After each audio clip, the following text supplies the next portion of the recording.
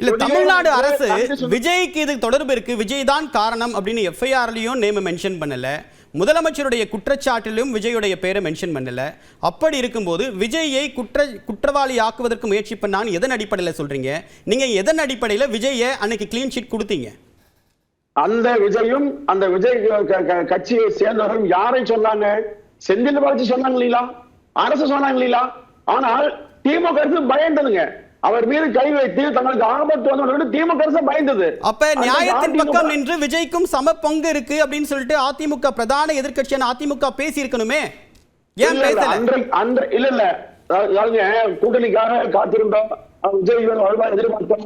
இப்போ சியாமன் ஒரு கருத்து சொன்னாங்க, அதாவது 2 பேரும் பேசினாங்கன்னு சொன்னார். அப்போ இன்னைக்கு ஊழல் கூட்ட கட்சின்னு சொல்லக்கூடிய விஜய் அவர்கள் இங்க பேசியதா அர்த்தமாவது. அப்ப ஏன் பேசுனீங்க? ஒரு கேள்வி வருதுங்களா? அப்போ திரு விஜயோட நோக்கம் என்ன?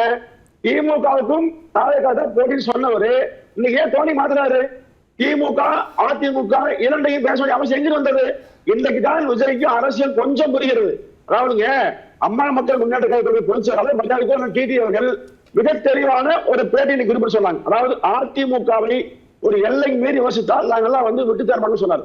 அதாவதுங்க ஒண்ணு சொல்றேன், அதிமுக இதுவரைக்கும் சீண்டி பார்க்கல, விஜய் பத்தி பேசவே இல்லை. எம்ஜிஆர் படத்தை பயன்படுத்தினீங்க, அம்மா பத்தி சொன்னீங்க, ஆனால் 2 பேர் பெயரும் சொல்லிக்கொண்டு உங்களுடைய வார்த்தையும் பயன்படுத்துறீங்க. ஆனால் இனி பொறுத்து பாருங்க, நீ அதிமுக நிச்சயமாக விஜய் அவர்களை விட்டு வைக்காது. அவ அரசியலுக்கு நிச்சயமாக பதிவுடைய அரசியலை கொடுக்கணுங்க. அதாவது முழுக்க விஜயின் நோக்கம் மக்களை ஏமாற்றி ரசிகர்களை வைத்துக் கொண்டு ஒரு ஆளுங்கட்சியாக வர வேண்டும் என்று விரும்புகிறார். அதாவது ஜனநாயகத்தில் உரிமை உண்டு. ஆனால் எந்த பணியுமே மக்களுக்கு செய்யாமல் விளம்பரத்தின் மூலமாக மட்டுமே ஆட்சிக்கு வரும் சொன்னா, நேற்று பேசிய விஜய் வார்த்தையில ஏதாவது ஆக்கிரமா இருந்தா பாருங்க. விவசாயத்துக்கு பேசினாரா? விவசாயம் எப்படி இருக்கு? இன்னைக்கு கறிக்கோழி பண்ணை விவசாயிகள் போராட்டாங்க. ஈசன் முருகசாமி கைது செய்யப்பட்டு சிறையில் இருக்காரு. விஜய் தெரியுமா? பேசினாரா? அப்ப எந்த விஜய் தெரியுங்க? விஜய் தெரியும் ஒன்று தயாராக வந்து விஜய் தெரியும், எழுதி கொடுப்பாங்க, அது எப்படி பாருங்க. விஜயுடைய பலவீனங்கள் இன்னைக்கு இவ்வளவு பேசக்கூடிய அதிமுக அன்னைக்கு பிரம்மாண்ட கட்சி பிள்ளையார் சொல்லி அப்படின்னு பேச வேண்டிய நிர்பந்தம் அன்னைக்கு இருந்துச்சா?